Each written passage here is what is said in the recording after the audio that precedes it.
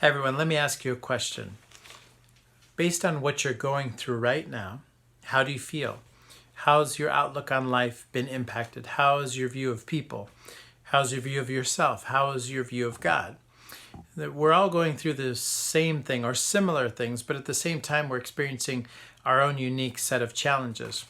And what's ironic sometimes is people go through the same exact challenge, the same exact struggle, suffer in a very similar way, could have two radically different outlooks on life. So, how could that be? How could somebody suffer through a certain disease and another person suffer through the same disease, but at the same time, they have a completely different outlook on life? How could somebody go through a hurtful relationship and somebody else go through a hurtful relationship and one person be able to move on and heal and have a different outlook on the future and the other unable to do that?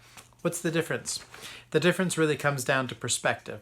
So many people look at life and will say the way we view life will be dependent upon our perspective.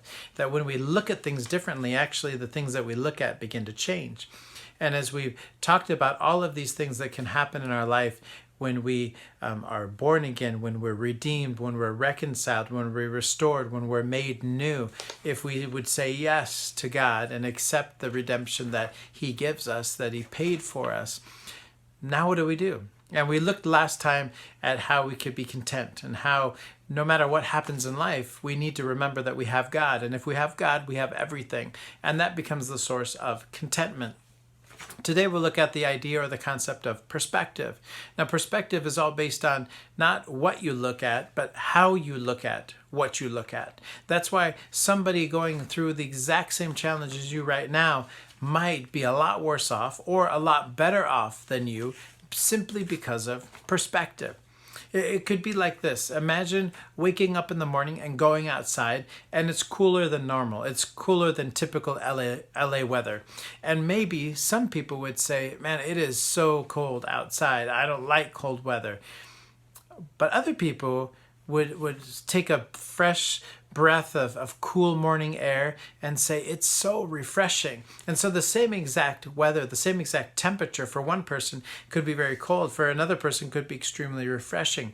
Let me put it to you this way. One of the memories I will always hold on to when I was a kid as an example of how stubborn I was as a child was this ride at the fair. It was one of those rides that spun around and there were little airplanes on these cables that sort of swung out as it went around and around and around.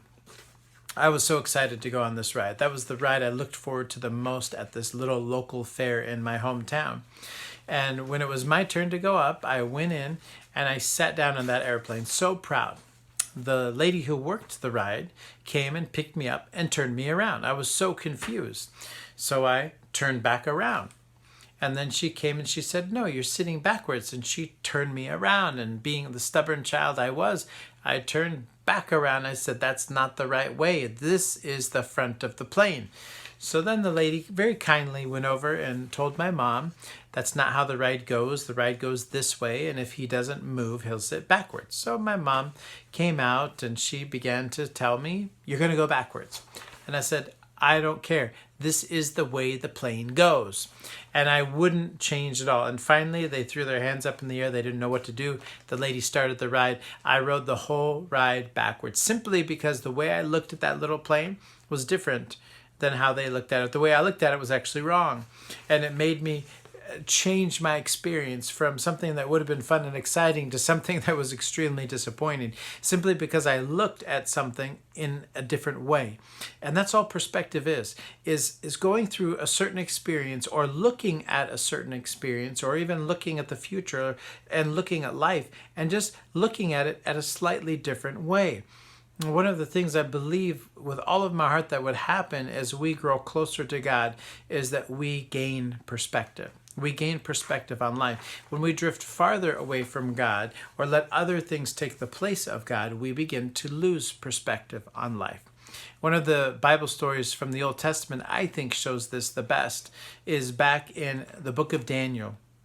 And what's happening in the book of Daniel is a group of Israelites have been taken away from their homeland and brought to another country. Now, of course, this other country has different beliefs and different leaders and different ways of life. And so at this moment in the book of Daniel, King Nebuchadnezzar is the king. He builds this big statue to honor himself and his power and his authority and him essentially being a god. Now, when the music plays, when there's music that is heard by all the people, they're supposed to come and bow down and worship this statue. But there's three guys who follow God of the Bible who refuse to do that. They say we won't bow down to anybody else except our God. And so when this happens, it causes a commotion, and people realize there's three guys who are not bowing down, and the punishment for this is death. So they get brought before the king, and the king, I think, almost gives them a second chance. He questions why they're not doing what they're supposed to be doing. He says, when the music plays, you need to bow down. And they say, we're not going to. Let me read for you really quickly out of Daniel. And let's see how this story out of Daniel chapter 3 helps us understand how it is to have perspective in a moment. And starting in verse 13, it says this: Then Nebuchadnezzar, in a furious rage, commanded that Shadrach, Meshach, and Abednego be brought. So they were brought to him, and he asked them this question: Is it true that you do not serve my gods or worship the golden image that I have set up?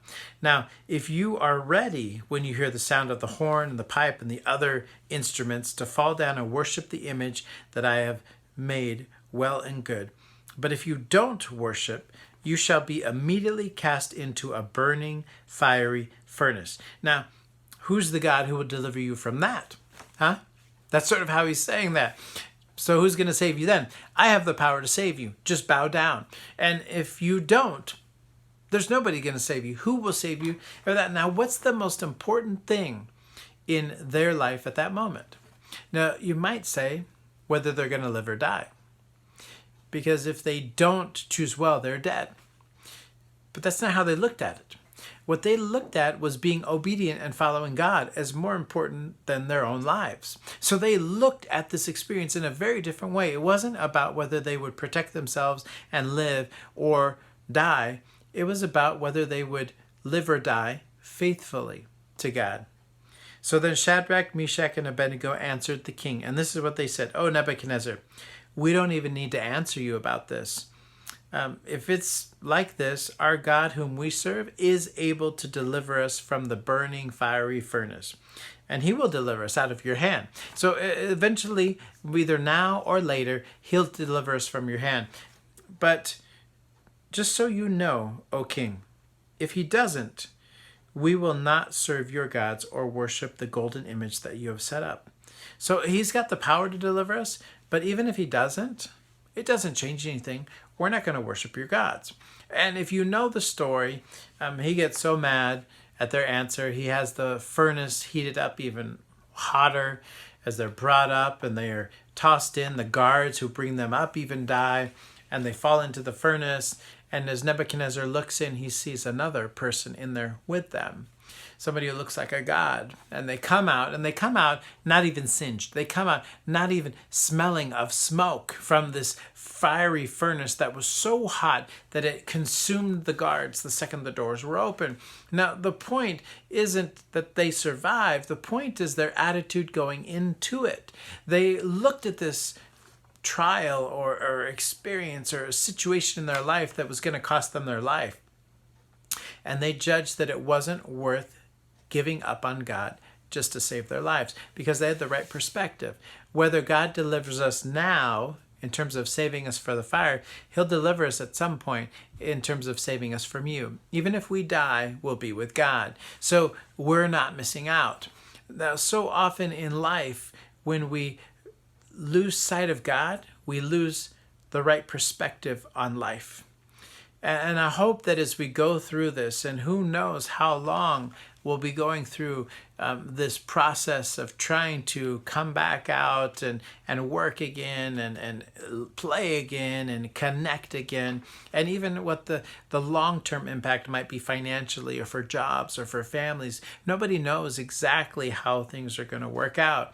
But one thing we do know is that God is there. One thing we do know is that God is good. One thing we do know is that God's never left us. So the right perspective is rooted in the right understanding of who God is. And the closer we get to God, the stronger our perspective can become on how to look at life as God intended. And the further we get from God, the more we will tend to lose perspective on life. Maybe you can ask the same question in a different way when you ask the question, if God is so good, why is there so much suffering in the world? Now, just a slightly different perspective could say, what if there was no God? There would be so much more suffering in the world. What if God just pulled his hand back from humanity for a bit and revealed to us just how bad things would be if he wasn't involved? And all it takes is just a shift of looking at something in a different way, and then you begin to see things so much clearer than we saw before. And the thing that God promises is that as we go close to him, we will gain perspective on life that will help us to have a healthy outlook on life. Jesus sort of talks about this in Matthew chapter 6 as he's talking to his followers, and he basically says, I don't want you to be anxious about anything. I don't want you to worry about your life. I don't want you to worry about what you eat, what you wear, what you drink. I don't want you to worry about these things. And so often we do. But when we begin to worry about those things are the times we begin to lose perspective. But this is what Jesus says in verse 31 of Matthew 6. Therefore, do not be anxious, saying, what are we going to eat? What are we going to drink? What are we going to wear? Because people seek after these things, and your heavenly Father knows that you need them. But seek first the kingdom and his righteousness, and these things will be added to you. Therefore, don't be anxious about tomorrow, because tomorrow will be anxious for itself. You have enough to worry about today. And the thing that we have to worry about today isn't what we eat, what we drink, what we wear. The right perspective helps us understand that the thing that we need to worry about today is seeking God first and his kingdom and his righteousness. And that's exactly what Shadrach, Meshach, and Abednego did. In that moment, the thing that you might say they needed to think about or worry about is their lives, because if they chose poorly, they were dead. But what they chose is to have the right perspective on life, that what mattered the most every single day, the thing that we should be anxious about, the thing that we should worry about, is how can we follow God today? How can we seek God and his kingdom and his righteousness? And when we live like that, we begin to regain perspective on what God intended for us to experience in the world. So my hope and my prayer is that as we go through this time, we wouldn't lose perspective, but our perspective on life, being rooted in the relationship and character of God, could become even stronger. So when people begin to lose perspective around us, we could be the voice that could bring them back to a firm foundation that God's still in control. God bless.